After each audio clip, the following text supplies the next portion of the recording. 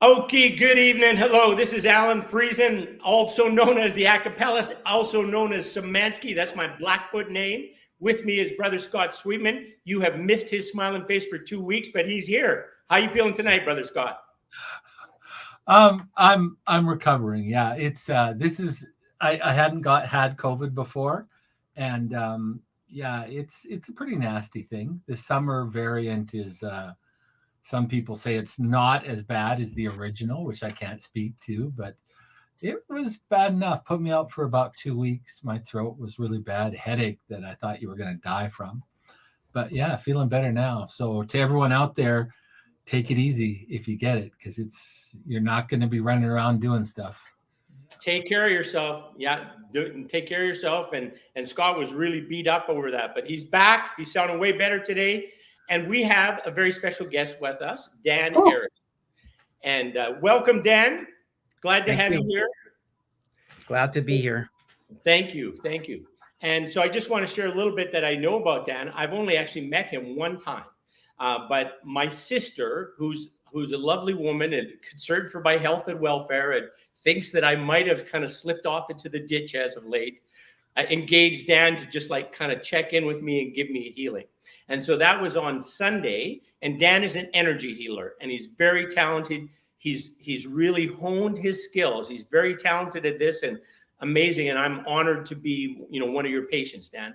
And so I had a little treatment with him Sunday. He identified where I was out with my chakras. We did some little exercises, etc. He taught me one thing that I've been using since you taught me, the sexual transmutation thing. And I thank you so much for that. I think that's really helpful to keep energy in balance and not excessively in one domain, something like that.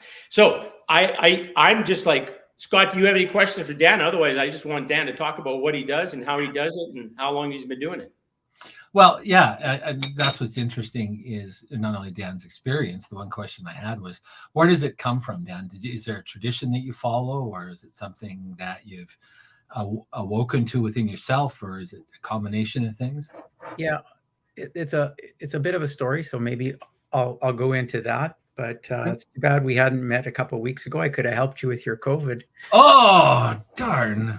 I actually have a COVID patient I'm working on right now. So, yeah. So I've been doing. I wish them speedy recovery. Yes. Well, he's in the hospital, an older gentleman. So his immune system is really compromised. Mm-hmm. And if you have a compromised immune system, your body struggles, as you know. COVID's hard enough, but when your immune system is a little bit weaker, so he's getting a little bit of help. And so maybe I'll talk a little bit about how that works and what I've been doing and how I got into this. Great. So pranic healing is it's called external medical Qigong. And Qigong itself has been around for a couple of thousand years. It's from China, and internal medical Qigong you might know as acupuncture. So all of these are biofield energy therapies, and biofield energy therapies have probably been around in the West for about 100 years. Some of the esoteric teachers brought it in some of their literature, and people started getting interested in it. I got interested in it in a different way. I worked with Aboriginal shaman, and I was an escapios for some of them and learned many of their healing techniques, which mostly deal with the earth and elemental nature and how to help your body. But I veered off into a little bit more specific things. And these biofield energies work on the principle that all living organisms have energy, and everything is made of energy. So we know that for sure. Everything is made of energy, and the human body produces energy. It produces electromagnetic energy, electrical signals like the brain wave and heart rhythm. So we have some elements of that type of energy in us.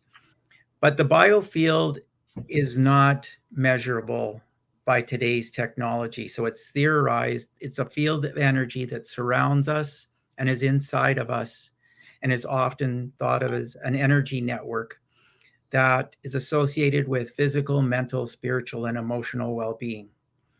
So pranic healing gets into more of the scientific parts.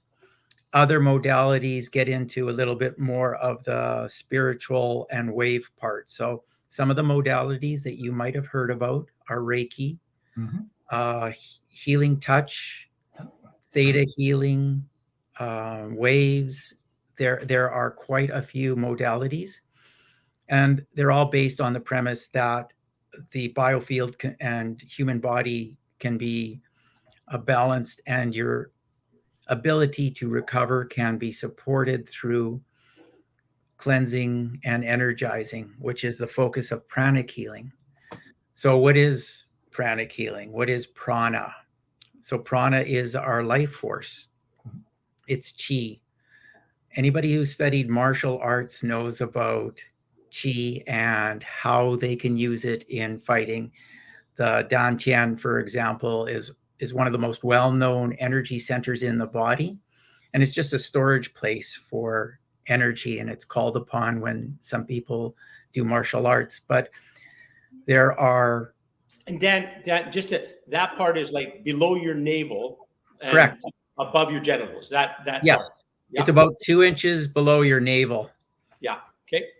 And Dantine is what it's called, correct? Dantine, yes. Okay, carry on. Sorry if I just want to clarify that. My own.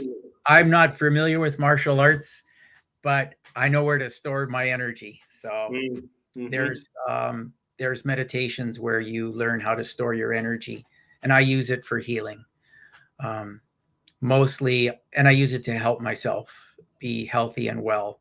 But a lot of the times when I channel the energy through the spiritual cord and crown chakra, or through my hand, sometimes a little bit more of it goes out than I'm channeling. And when I've done 6 or 7 or 8 healings after a day, I am a little fatigued, so I can do a few exercises.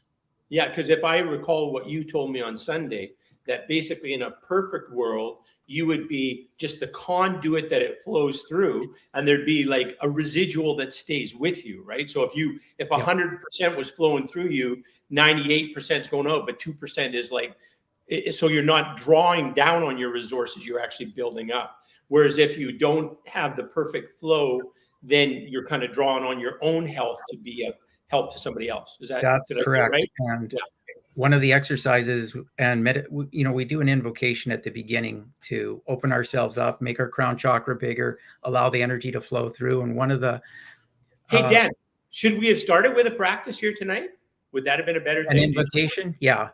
Did you want to lead us in one of those? Sure. Okay. So we start with gratitude to the divine Father, Mother energy, the energy of everything.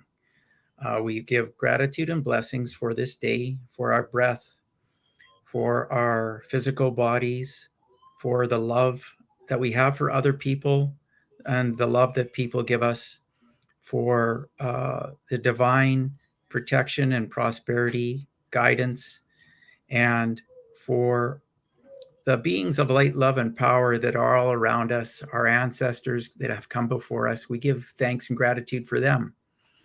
And we're very appreciative of all of these gifts with thanks and in full faith. So be it. Hi. Thank you. So, when we open up our hands like that, that energy's pouring down. And if you're sensitive, you can actually feel it, or you can feel it go through into your body.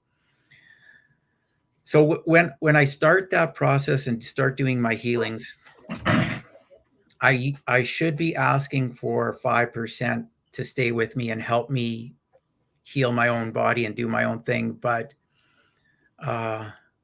sometimes I'm so focused in on taking care of everybody, I forget to take care of myself. And so probably a little cheat sheet on the side of my wall might be a good idea to remember doing that, because I got a sheet for all the other things I need to do. Care Self-care. for Dan first, right? That's what that needs to say. Yeah, I'm with you. And that's true for all of us, right? We got to care for ourselves first to have anything to give. Yeah, Absolutely. it's like when you fly, the sign says put on your own oxygen mask first and then help your children. Yeah, that's because it doesn't end well the other way. Yeah, and I teach that to people, how to do some self-care in the morning, or I volunteer in the hospital, and one of the things I teach people to do is how to cut cords and protect themselves a little bit in that environment, because a lot of the nurses and doctors and people who work there are empaths. They can feel the emotion, they can feel the energy, and it's sometimes it's really hard for them. So I'll talk about that later. But pranic healing has two basic principles. The first principle is that the body is a self-recovering mechanism. When we get sick, we can get better. And the way we get better mostly is through ourselves. So doctors can give us medicine. We can be in environments where we can be helped and supported. We can do lots of things to help ourselves, and pranic healing works on that premise. It also works on the premise that there's a life force in our bodies. That life force can be supported in many different ways. And so you've heard some of these already, like Tai Chi, Qigong, and yoga, very popular practices. Those practices have practical applications in that they balance energy centers in your body, and they teach what part of the body actually that's being helped with the different movements. So that's the principle behind those modalities. Dan, can I interject one thing? You bet.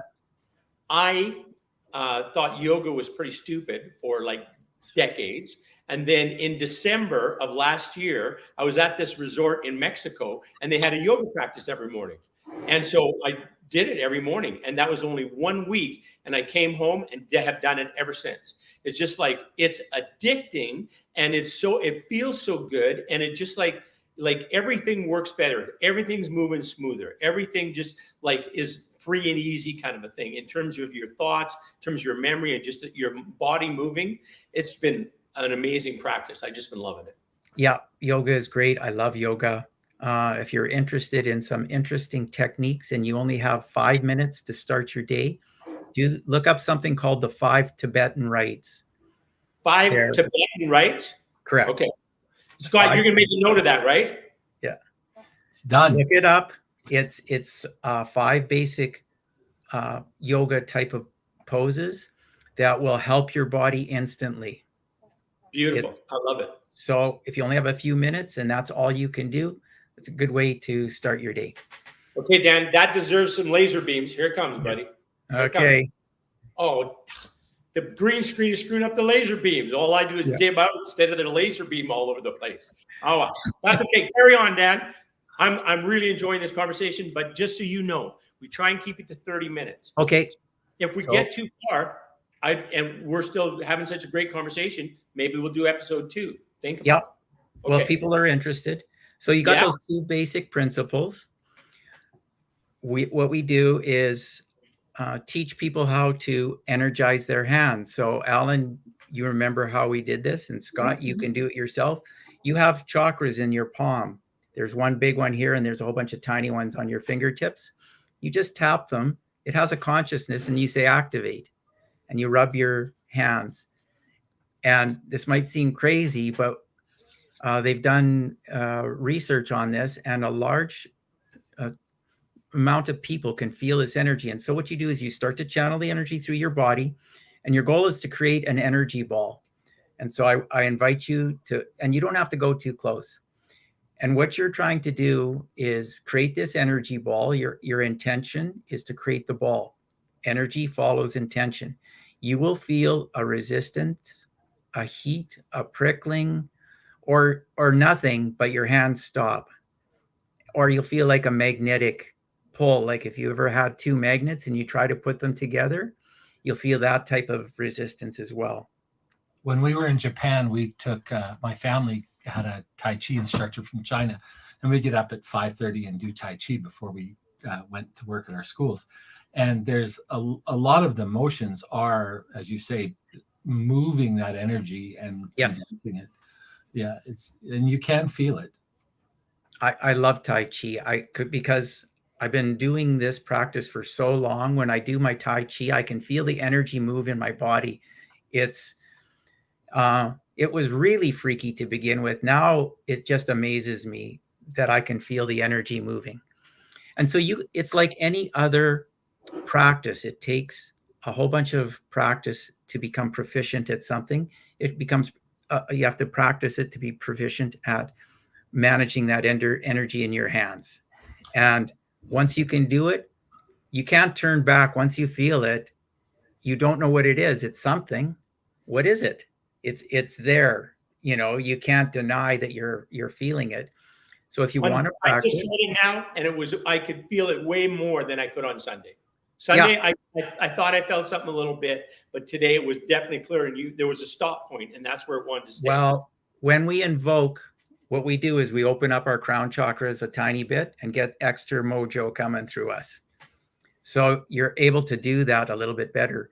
If you want to practice this. Sorry, Dan, I was just going to say, and for people that are skeptical, there's no harm in this. I mean, they're moving, they're being aware, they're focusing on their own body and learning more about themselves. So, on H3, we like to share things like this that have no harm to anyone and can provide opportunities for growth and healing and release. So, I'd say to our listeners and our viewers that give it a try. This is a no risk, activity. And well even said, Brother Scott. Yeah, well, right. Even if you don't feel that, as you said, Dan, don't give up. I mean, the movement and the concentration is healthy, scientifically proven to be healthy, right? So it is scientifically proven. And the other thing is, you don't have to feel this energy. If you do, don't worry about it. It's not a big deal. If you do, and you want to find some interesting ways to feel, it's called, this energy can be called an aura. If you want to feel, you can feel it on your pets. You can feel it on plants. Mm-hmm. Trees have huge energy. You can feel them very far. Their energy aura is 30, 40 feet away for bigger trees. You can feel that. Do you know about mushrooms and the mycelium? Yes. Isn't that like amazing? Yeah. Like, isn't that kind of a model for like humanity, right? That we are all connected. We're all like transferring whatever we need back and forth so we all thrive, right? I mean, it's so beautiful. Well, Einstein's spooky movement at a distance, right? I mean, how the interconnectivity of all things comes back to that idea that energy and resonance are part of everything around us, right? Well, sorry, we've got you off topic. So, there's an interesting book about how trees are connected to everything and each other, and it's fascinating. Once you develop this energy connection, you can actually use it. I sometimes will sit by a tree and just listen to it and communicate with it. And I did that in BC once as a practice we were doing, and the trees were telling me about a forest fire a couple 100 miles away. So it was, and I don't usually do that because that's not my thing. My thing is healing people and focusing on my energy, but anything is possible. Developing a capacity you have, right? Like you're healing as well. It was, you had an intent to grow that capacity, and then you did the exercise, the skills, the meditation to develop that capacity, right? This is a spiritual path in one sense, in that you understand how everything is connected to everything else. So I grew up in a very heavily wooded area. And I spent all my time running around in the woods, my brother and I.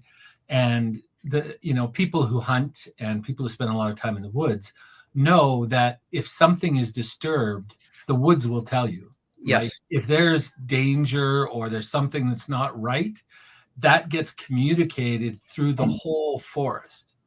Like, it's an amazing, people call it intuition, people call it woodcraft, you can call it communication. But anyone who spent a great amount of time, outside interacting with nature has been communicated with. And whatever you call that, it's pretty hard to deny that it exists if you've Yes. been there. Yeah, not to get off topic, but there's so many people who are good animal communicators or good intuitives about predicting the weather. There's people who are connected in so many different other ways. And one of the things about pranic healing that I tell new students is, don't believe what I'm telling you. You research it and feel it for yourself and do things for yourself and come to your own conclusions. Don't believe what everybody says necessarily. Take it in, evaluate it, and figure it out for yourself, because there's a lot of things out there that might seem different. You need to spend some time doing some quality research on some of these things, because they can be very, very helpful. And what's the worst possible thing that happens? Nothing. Nothing. It doesn't work. And you spend some time just trying to assess a capacity for a new skill, or to just see about your sensitivities that you might have, right? When somebody tells me that something's a waste of time, I ask them how much TV they watch that. Yeah, that's a good question. Yes. Yeah. We're all. I love learning. I'm a lifelong learner, and so I'll never stop. And so everything is interesting. So what is the concept about energy imbalance in our body? When we have a dis-ease, we have an imbalance, we have a blockage, we have a tumor that's not supposed to be there, we have a virus that our body's trying to eradicate. We got all of these things. So it's an imbalance, and our body's going to fight it. We've got, our blood cells, and we've got different mechanisms of managing it.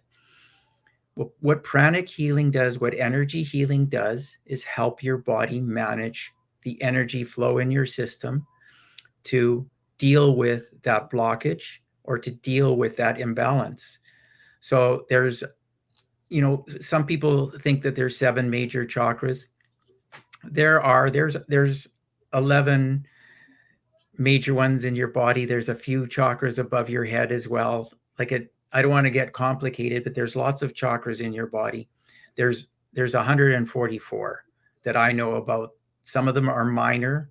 For example, we've got 5 in our lungs, 3 on one side, the right side, and 2 on the left. So those minor chakras can get out of balance very easily. Your body is trying to manage its energy system.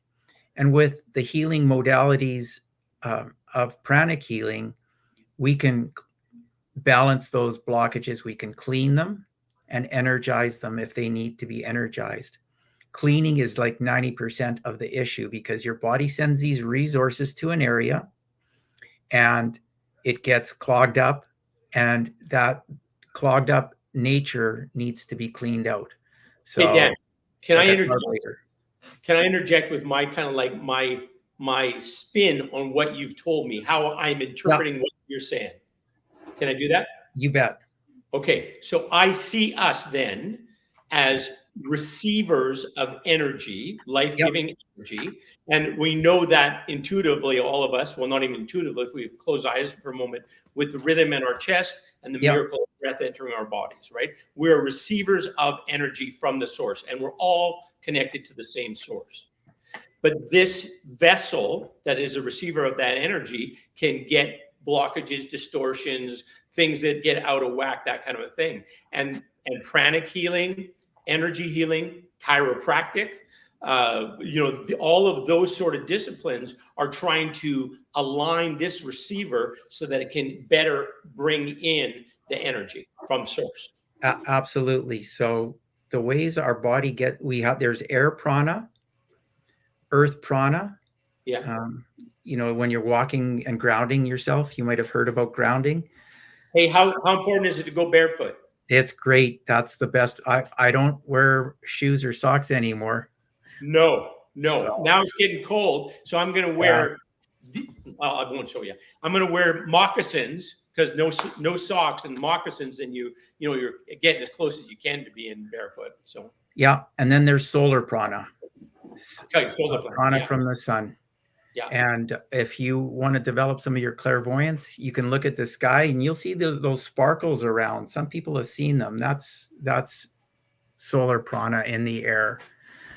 So there's those three type of pranas. They come in through our hands and feet. That's where the energy. They come in through our different parts of our body. Our front and back spleen are prana collectors.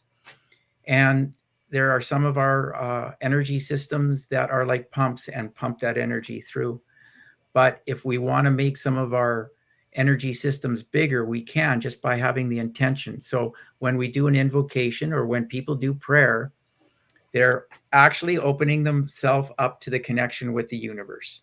And it's literally happening that their crown chakra is slightly getting bigger.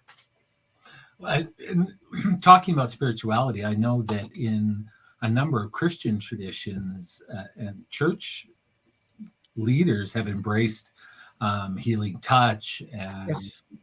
and my aunt and uncle are involved with the United Church in Lacombe, I think, or I'm pretty sure it's Lacombe, and their congregation studied healing touch, and so there wasn't a feeling by their pastor that it in any way was in opposition to the teachings of the church or any of their spirituality, and it was something that was embraced as being a positive activity for Christians in that belief setting. So that's called invocative healing. So what you're doing is you're opening yourself up to the divine energy. It has an element of consciousness. You bring it down. You'll see a lot of them use their hand. Some people touch the Ajna chakra. That's not maybe the safest way to do it. A lot of people touch the heart or wherever. A safe place is the back heart chakra. That's a good place to put in divine energy. And they instruct that energy. It has a consciousness. That's interesting because heal the person. Most parents touch their children there on the back, when your kids are sick or upset. And anyone who's been a parent, if you think back, that's often your kids will sit on your lap and you'll just put your hand on their back, and that's a great observation. Yeah, that's kind of the safest place that you could transmit energy if you had that capacity or develop that. And Scott's saying that's a common place where parents will engage their kids to. I think it's natural for parents to want to transfer anything we have to our children, right? If they need food, water, energy, I think our bodies respond to that as parents, and we naturally, scoop them up and cuddle them and try and give them what they need. And when you said that about the back chakra, which I wasn't aware of, I know that most parents will often, that's where they touch their children, when their kids are feeling sad or upset or whatever. So it's interesting. Hey, Dan, are you a father? I've got 2 children, 2 daughters, and 6 grandchildren. Woo! You are blessed. 6 grandkids. Wow, good for you. Yeah, they're keeping me busy. Well, I guess they are. Yeah, nice. Okay, I have friends and Al. Keep on interrupting you, Dan. And you know what? I seriously think we better do like a wrap up version 2. We're 28 minutes and 39 seconds, and you probably got a lot to talk about yet. Would that be a fair statement? Yeah. I've just given you the introduction to wrap your head around some of the thoughts about this. Yes. Because the detailed explanation is a little bit more scientific. And, I want people to know that there's a science behind this art. Yes. That it's not just, we're going and blessing people. We are breaking down the body parts, and we are helping people with very specific ailments. And this can be very serious stuff. Yes, I love this. So we'll continue next week if you're available. Are you good? Do you want to check your calendar or anything? Yeah, I think I'm good for next Thursday. Okay, cool. Let's do it again, part 2. And then also, Dan, maybe have just a short thing. Let's say somebody wants to be like you, wants to be a healer like you. What is the path that they would take? Yeah. That might be me. Maybe I want to follow in your footsteps because you're very talented, very caring. You're a beautiful human being, and it's been my pleasure to get to know you. So thank you so much. It's incredibly easy to learn. Awesome. And Okay. anybody can do this. Anybody. Nice. I love that. Okay, so Scott's going to take us out of here for this week's episode. But to our beloved viewers, check in next week. We're going to fill this out a little bit more, and you're going to learn from a master healer. Man, Dan is a beautiful human being who has developed amazing healing skills, and the world is a better place because of him. Scott, take us home, brother. Thank you very much for our guest, Dan Erickson. I'm really excited to have you back next week. My very good friend, the acapellist, Szymanski, Alan Friesen, the acapellist. Thanks very much. And the three of us will see you next week, same time, same place on Just TV or on our podcast network. Thank you, everyone. Thank you. Jim Matson. All right, that was great.